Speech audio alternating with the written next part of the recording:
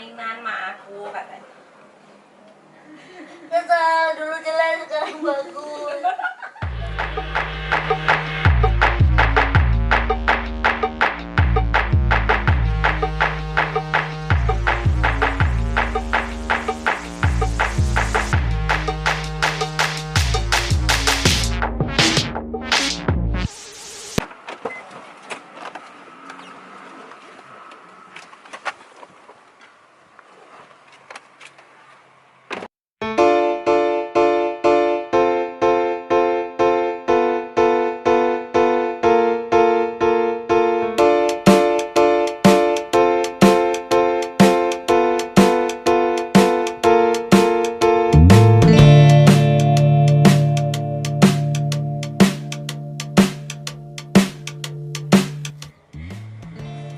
Guys, hari ini aku lagi di rumahnya Mak Dinda, ya. Rumahnya itu di sana, jauh. Terus aku tuh berusaha untuk, ayo adopsi aja. Kan? Terus makanya kan ada yang bilang kalau adopsi dari siapa itu susah. Terus mau nanya, adopsi di Maria Stream susah nggak sih? Enggak sih, gue tinggal DM terus sama si Mak. Sebenarnya kalau dari gue sendiri pas adopsi itu kan ngelihat anjing di rumah tuh dia karakternya seperti apa. Jadi mungkin yang pertama harus dilakukan adalah mikir dulu nih yang di rumah karakternya kayak apa sih. Jadi kalau mau nambah anjing tuh maunya nambah karakternya seperti apa sih. Nah tinggal ngomong aja sama shelternya. Kalau sama Mak kan tinggal ngomong nih aku punya anjing kayak gini, ada nggak yang karakternya mirip seperti ini jadi bisa nemenin yang ini gitu kan. Terus udah nggak lama ya Mak ya, nggak nyampe sebulan habis itu aku udah langsung bawa. Terus syaratnya apa deh pas waktu adopsi sini kemarin? Syaratnya pasti Mak ya dirawat, nggak boleh pegang tangan. Terus ini mah dirawat ya, benar-benar dirawat, bukan cuma dikasih, istilahnya dirawat itu bukan cuma kasih makan, tapi ya kalau sakit dibawa ke dokter, kalau harus grooming semua. Untuk kebahagiaan si anak dulu ini harus apa namanya pastikan. Air batinnya dipenuhi. Oh pasti terus kan. Tapi aku batinnya tidak cukupin. Ayah, cukupin aku ayah. Cukupin. Gitu sih. Terus apa namanya? Biasanya kan ada yang dikenain biaya. Kalau di sini dikenain biaya enggak? Enggak sih. Terakhir itu cuma dibilang ya udah seikhlasnya Mak apa. Udah ikhlas. Enggak ada yang patokannya berapa. Enggak harus bayar berapa. Terus kenapa sih kok percaya adopsi di Malaysia? Karena nanya dulu Mak, pasti dong kan nggak mungkin langsung asal ke shelter terus langsung kita mau dari shelter itu gitu kan, pasti kan research dulu sama orang-orang yang jauh lebih tahu lah di shelter mana nih yang kira-kira lagian kan sama kayaknya sama kayak beli rumah gitu harian. Mungkin ada orang yang lebih cocok dengan shelter yang A, yang mereka ke A gitu, orang yang lebih cocok dengan shelter B, pindah ke B gitu. Ya gitu aja kali, mungkin kita cocok dalam arti visi misi bahwa anak-anak butuh harus seperti apa gitu kan ya. Jadi akhirnya ya Cocok sama anjingnya juga. yang paling penting kan itu. Bisa ketemu Maria Strom itu dari mana Mak? Dari medsos atau dari teman? Dari teman. Oh, Dari teman terus ngobrol-ngobrol coba di follow IG-nya shelter yang ini, shelter yang itu gitu. Kebetulan teman ini juga sangat bergerak dalam bidang apa ya namanya hewan dan lingkungan hidup gitu ya. Jadi mungkin beliau lebih tahu mana-mana aja shelter yang bisa dibilang agak gila. enggak. Oh, enggak ya? Enggak sih, maksudnya shelter yang benar-benar peduli dengan anak-anak dulu dan tidak mengkomoditikan anak-anak dulu. Ya, terus sih. Kalau saya Kalau prosedurnya kan tadi dibilang nggak ribet ya. enggak. Terus pas masuk ke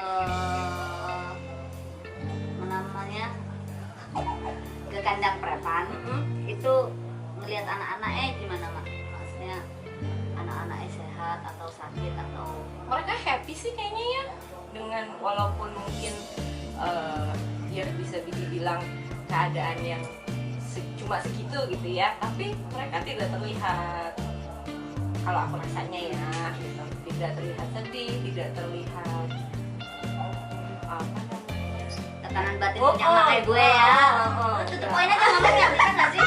Jadi gue enak gitu ngomongnya. enggak lah, maksudnya mereka oke-oke aja kok, kayaknya sih fine-fine aja. Mak dari kandang preman terus ke sini ada perubahan nggak? Maksudnya perubahan karakter atau perubahan secara apa gitu? Kalau menurut gue sih pasti ya, karena kan gini, Boni dan Tika sebelum aku adopsi itu kan dia di kandang preman dengan berpuluh-puluh temannya. Boni sih sebenarnya yang adaptasinya Ini lebih- Bebe ya, Boni ini Bebe, kita ganti nama. Boni ini waktu datang ke sini kan dia kayak masih yang dari kecil, karena Bebe dari kecil kan, ya kan dari umur bulanan ya, bukan umur tahunan ya, dari kecil sampai dia sekarang umur sekitar 2 tahun di kandangnya emak. Begitu nyampe sini yang biasanya dia dengan berpuluh-puluh teman, tiba-tiba cuma temannya dua dulu ya sebelum nikah ya, 2. Jadi dia kayak orang kebingungan gimana sih, kayak orang kebingungan. Aku udah nampak nih. Nih sama Bagong. Woi, Dia senyum kayak itu rumah siapa? biasa aja, makan mau, tidur mau, main mau, tapi setelah itu mungkin kayak baru nyadar gitu, kayak gue itu mulai susah makan tuh bener-bener yang kasih ini nggak mau, kasih itu nggak mau, kasih ini nggak mau, kasih itu nggak mau, sampai akhirnya mungkin aku nggak tahu ya teman-teman yang nonton percaya atau tidak, tapi aku menghubungi kakakku yang kita untuk ngajak ngobrol sih, ini kenapa sih kamu gitu, kamu kenapa kamu makan, kenapa kamu apa namanya makannya susah, apalah segala macam. Memang dia cuma bilang aku lagi adaptasi. Jadi aku lihat di sini sih anak-anak happy sih Mak. Alhamdulillah, puji Tuhan. Soalnya memang jujur saya sebagai ibu rumah tangga yang ngapa-ngapain juga kan, yang ngapain lagi sih saya ngurusin anak istilahnya. Mereka bukan binatang peliharaan buat saya ya, buat aku nih, buat gue gitu. Bukan binatang peliharaan, mereka tuh anak-anak. Jadi ya gue merasa mereka sebagai selayaknya mereka keluarga ya. Jadi mereka sakit dikit, mereka ada bentuk aneh dikit, benjolan dikit, segala macam pasti udah harus kita harus ke dokter, nggak ada ini lagi deh gitu. Nggak pakai lama-lama. Nggak pakai lama. Udah kepikiran. Betul.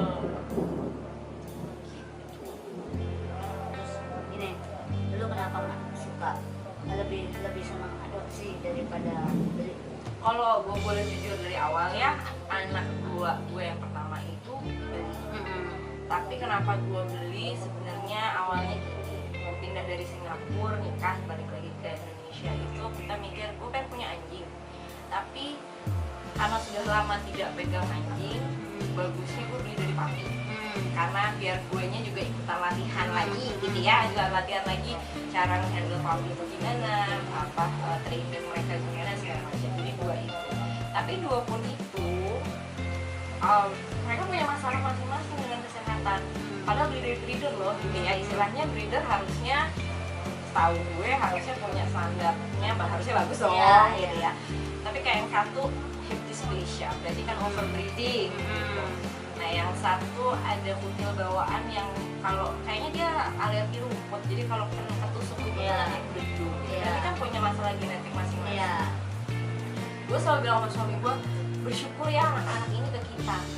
Kalau ke orang lain mungkin nggak akan diurus. Apalagi kayak operasinya Luna, dia tuh operasi sebelum umur 1 tahun, itu mau makan biaya cukup besar. Tapi melihat dia kesakitan pun kita kan nggak tega. Nah, jadi selalu bersyukur bahwa anak-anak ini datang ke hidup gue bukan orang lain yang mungkin nggak bertanggung jawab gitu ya. Karena kita sekarang lihat banyak banget orang pas lucunya aja gitu. Tapi kalau begitu ada masalah dibuang. Nah terus setelah 2 ini kan berarti gue udah belajar nih gitu loh, anjing seperti ini gitu. Gue kalaupun gue mau menambah anak dulu lagi. Oh masih 10 lagi bisa ya? Oh iya, jangan. Oh, enggak ya. Belum waktunya. Yang pasti apa namanya setelah kemarin ngobrol di suami, ya udahlah daripada kita beli lagi karena papi itu susah dan ribet ya. Iya. Akhirnya memutuskanlah, ayo kita cari deh, kita adopsi 1. Maunya 1 awalnya nih. Tiba-tiba beliau jadi Tapi tunggu, satu nih kita bahas nih. Satu nih yang namanya Bebe Marebe Surebe.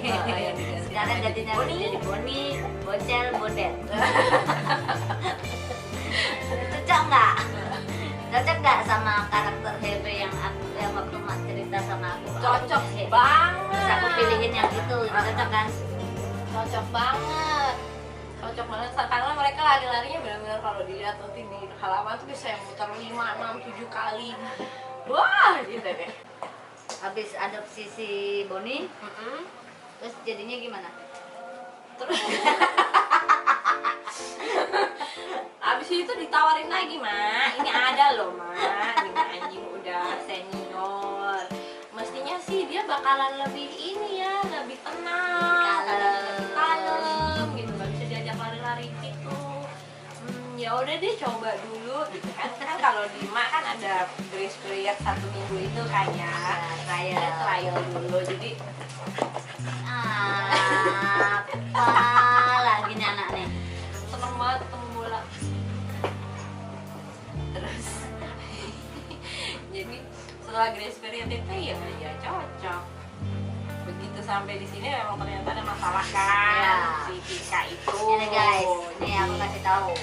Jadi pas aku antar ke sini itu si Tika udah steril, udah vaksin dan semuanya. Tapi pada kenyataannya pas nyampe sini, pas dijemput sorenya bleeding tuh, berdarah, ya kan, berdarah Parah. banget. Aku juga nggak tahu, pas di rumah juga nggak ada darah, nggak kenapa-kenapa. Pas nyampe sini itu darahnya gila-gilaan. Nah itu di situ baru ketahuan ternyata ada penyakit. Ada tuh udah di steril tuh kemarin tuh.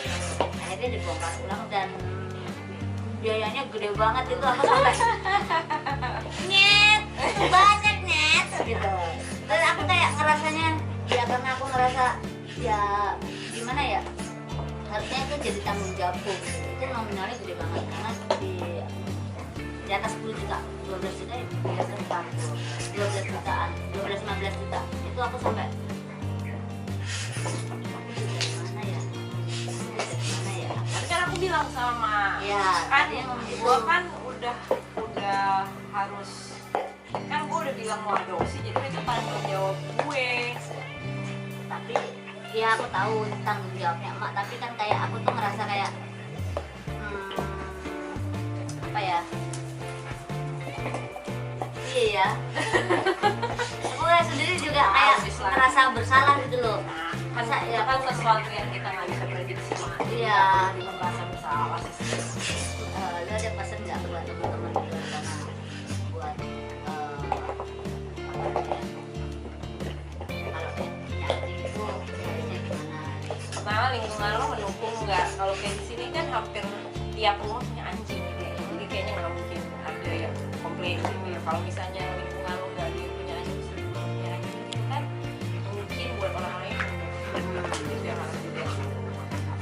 Kedua, lihat rumah lo. Kalau rumah lo semimpit itu ya nggak bisa punya anjing kayak terkait.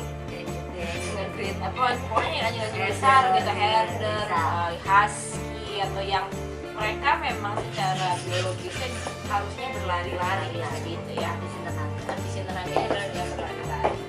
Terus kemampuan finansial juga udah paling pasti ya, sama ini aja sih, lihat kemampuan diri sendiri aja gitu. Kayak Mas kalau nawarin ayo dong adopsi lagi gitu, bukannya nggak mau ya, kalau misalnya ngikutin maunya sih wah tak adopsi kabeh gitu ya misalnya. Tapi kan kemampuan diri sendiri untuk menjadi pack sebuah leader itu Iya. kan nggak segampang itu gitu. Jadi gitu ya teman-teman, sedikit saran dari Sima gimana cara apa namanya adopsi dari shelter dan gimana cara buat merawat anjing gitu. Jadi besok-besoknya kalian kalau mau punya anjing tapi tempat nggak memungkinkan atau keluarga nggak memungkinkan, mending datang ke shelter, main sama anjing, toyor-toyorin anjing yang ada di shelter. Jadi otak, Mm-mm. ya kan? Daripada nanti ngeyel punya tapi ntar ujung-ujungnya gelut berantem sama suami atau istri sama anak sama Terus ART akhirnya dibuang. sama tetangga, Akhirnya ujung-ujungnya buang lagi ke shelter. Jangan. kasihan anaknya Gitu. juga. Kasihan anjingnya juga, kasihan kamu juga. Kamu pasti mikir gitu. Pasti kepikiran gitu loh. Wes yo, jadi sampai di sini aja. Besok-besok kita ketemu lagi sama dokter yang lain lagi. Kita gerebek-gerebek lagi ya. Yuk dah. Kamu punya mainan sama aku katanya. Dasar dulu jelek sekarang bagus. Terus gak ingat sama aku. Ingat. Beda.